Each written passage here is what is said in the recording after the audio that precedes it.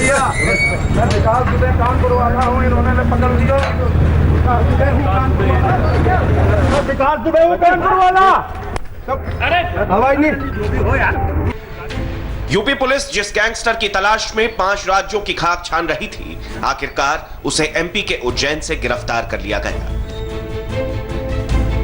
Gangster विकास दुबे को उज्जैन के महाकाल मंदिर से गिरफ्तार किया गया है।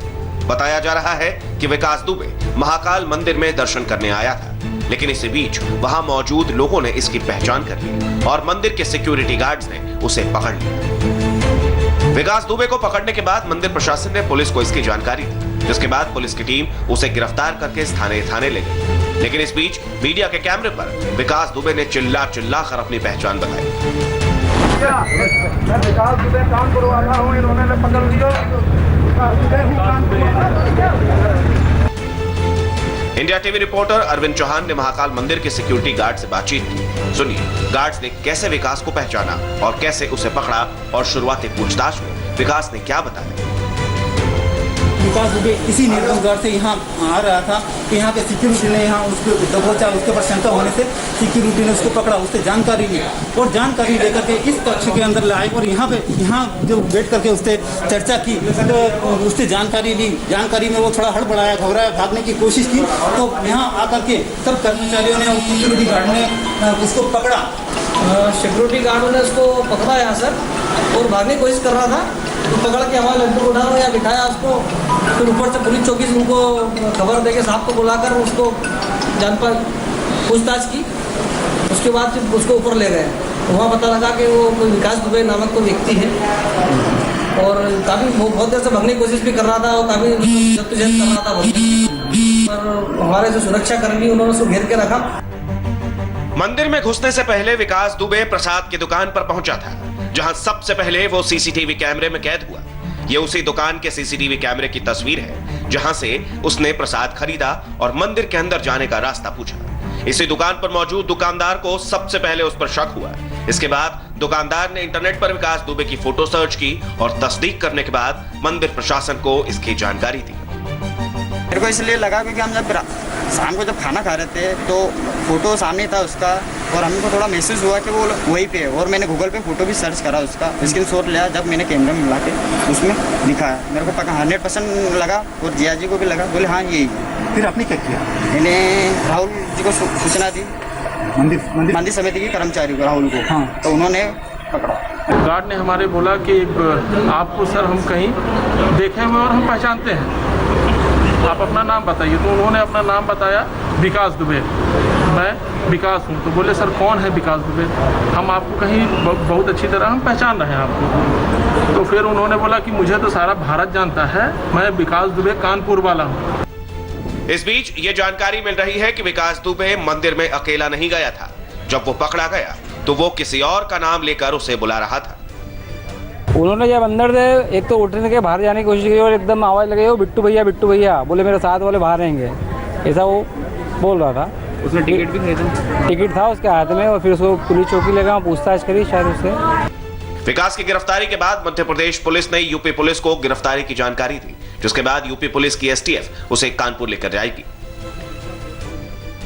जो न्यायिक तरीके से लाने की जो भी प्रक्रिया होगी, हम लोग उसको अमल में लाएंगे तथा उसे कानून के हवाले करेंगे। एमपी के मुख्यमंत्री शिवराज सिंह चौहान ने भी सीएम योगी आदित्यनाथ को फोन करके विकास की गिरफ्तारी की जानकारी दी। हम उत्तर प्रदेश के निरंतर संपर्क में हैं।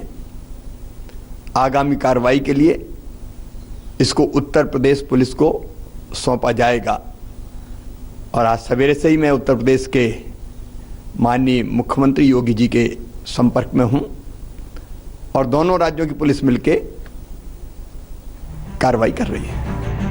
विकास दुबे को कानपुर शूटआउट के 7 दिन बाद आज पकड़ा गया है। इससे पहले वो पूरे 1 हफ्ते पुलिस को घुमाता रहा। बता दें कि 2 जुलाई की आधी रात को शूटआउट हुआ था। इसके बाद वो लगातार भागता रहा। 7 जुलाई को उसे फरीदाबाद के एक होटल में देखा गया। विकास दुबे सीसीटीवी कैमरे में तो कैद हुआ, लेकिन पुलिस के पहुंचने से पहले ही वो सभी की आंखों में धूल झोंककर फरार हो गया था। आखिरकार आज 9 जुलाई को उज्जैन से उसकी गिरफ्तारी कर ली गई। एक तरफ विकास दुबे की गिरफ्तारी हुई तो वहीं दूसरी तरफ पुलिस ने एक एक करके उसके गैंग के मेंबर्स को भी ठिकाने लगाया।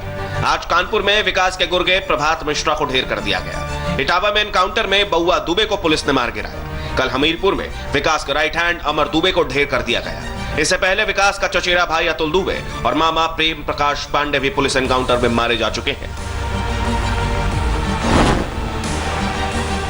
देश में कोरोना के कुल केस 7,67,296 हो गए हैं और मौत का आंकड़ा 21,129 पहुंच गया है। बीते 24 घंटे में 24,879 नए केस सामने आए हैं, जो अभी तक का रिकॉर्ड है। एक दिन में 487 मौतें हुई हैं। सबसे पहले राजधानी दिल्ली का कोरोना मीटर देखते हैं। दिल्ली में कोरोना के कुल केस 1,02,831 हो गए हैं और मौत का आंकड़ा 3,165 है। महाराष्ट्र में कोरोना का मीटर लगातार बढ़ता जा रहा है।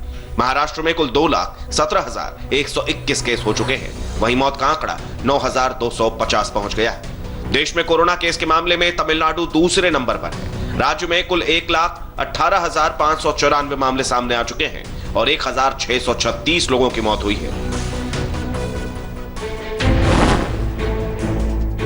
कश्मीर के बांदीपुरा जिले में आतंकियों ने बुधवार देर शाम बड़ी घटना को अंजाम दिया और बीजेपी के पूर्व जिलाध्यक्ष वसीम बारी की हत्या कर दी।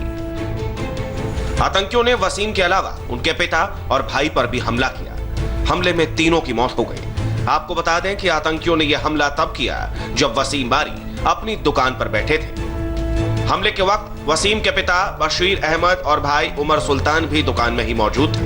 इनके परिवार की सुरक्षा के लिए 8 सुरक्षाकर्मी भी दिए गए थे, लेकिन वारदात के वक्त उनके साथ एक भी सुरक्षाकर्मी मौजूद नहीं था। वारदात के बाद 7 पुलिसकर्मियों को गिरफ्तार किया गया है। वारदात के बाद से घाटी में बीजेपी के नेता सख्ते में। जम्मू कश्मीर बीजेपी के अध्यक्ष रविंद्र रैना ने कहा है कि वसीम बारी के खून का बदला जरूर लिया जाएगा।